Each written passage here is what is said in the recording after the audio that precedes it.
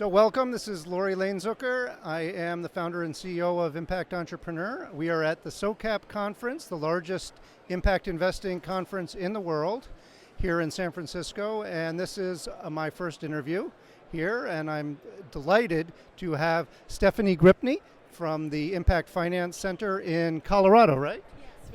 Yes, we're in Denver, Colorado, and we're thrilled to be your first interview, Laurie. Great. So we're hopefully this will take and the background works, and I'm excited to be doing lots of interviews the next couple days here at SOCAP. Wednesday and Thursday, so tomorrow and Thursday we'll be doing an hour of live interviews, and as well as many of these taped interviews as well. So Stephanie, tell me about the Impact Finance Center. What do you do?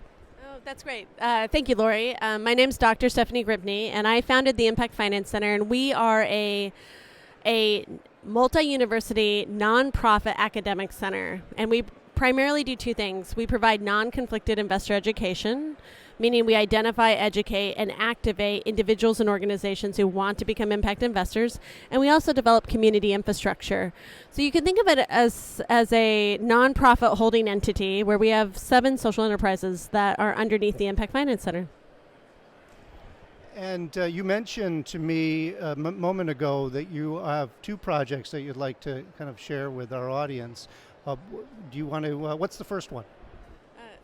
The first one would be Colorado Impact Days, which is what we're most known for. It's one of our 7 social enterprises. And Colorado Impact Days was basically, you can think of it as Startup Week for Good meets Gibbs Day entrepreneurial.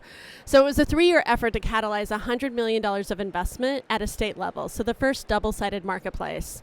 And so to do that, we had to source projects, nonprofits, small businesses, startups, funds, co-ops, tandem hybrid organizations that were in need of impact investment capital. And then we also had to identify, educate, and activate impact investors. And I'm happy to say we had a 3-year goal to catalyze $100 million, and we've so far counted $260 million of investment.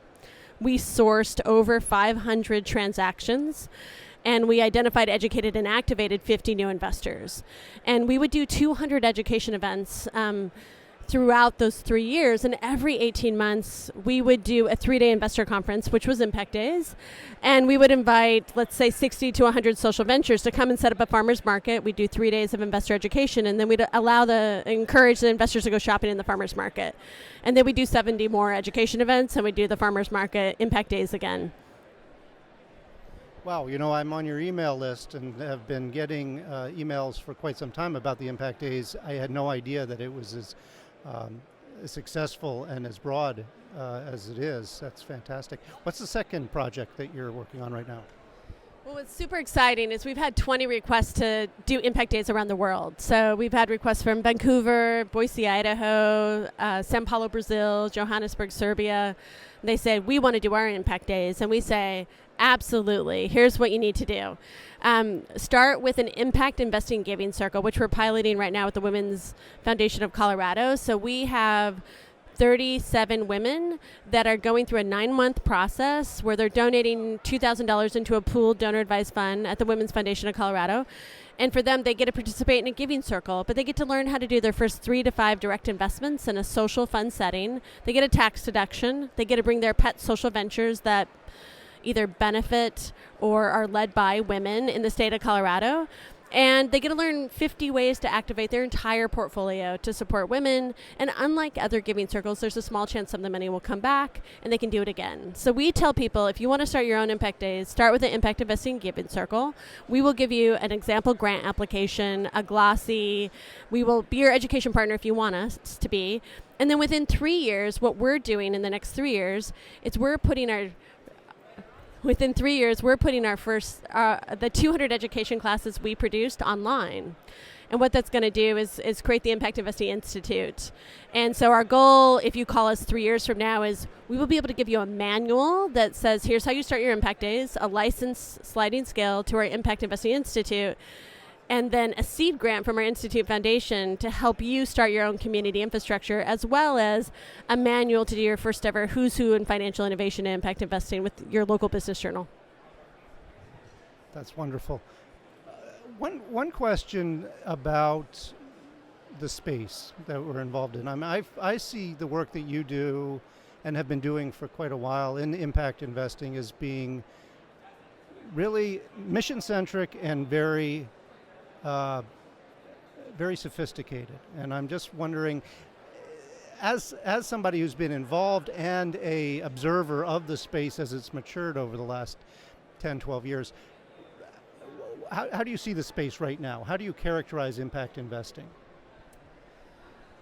That's a great question, Laurie. It's I generally think of us going in. We're in our third wave. You know, in the 1700s, it was the communities of faith, the Quakers and Mennonites, that were really leading impact investing by not investing in sin stocks. And we had apartheid, and now we're in this third wave.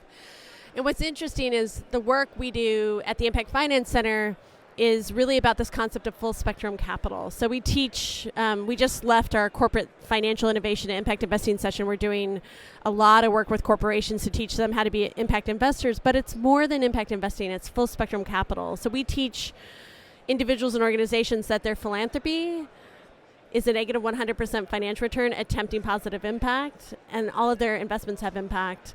And what that means is, all of a sudden, we just coached the Walton Family Foundation how to do, Teresa Ish did a negative 50% return investment to a for-profit sustainable seafood company that already leveraged a $6 million investment.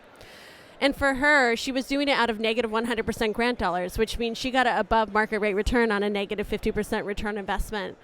And so I see this concept of full spectrum capital, or MacArthur calls it catalytic capital, really unlocking the keys to allow us to go back to doing relationship community investing, to do high impact investing. As we're rolling out our corporate strategy this year, the head of technology and innovation for a large Fortune 100 company said to me, Stephanie, this isn't a corporate foundation play. This is a C-suite conversation, because if you can bring negative 10, negative 50%, 10% capital into HR, enterprise, supply chain, that's going to revolutionize how we do business. Thank you for sitting down with me. I really appreciate it, and thanks for sharing your fabulous work at Impact Finance Center with our audience. I just want to do a shout out to you, Laurie, because those of us doing the backbone work in this space is really heavy, hard lifting. And so if there's anything we can do at the Impact Finance Center to support what you're doing, we would be happy to do so. So thank you for all that you do. Thanks so much.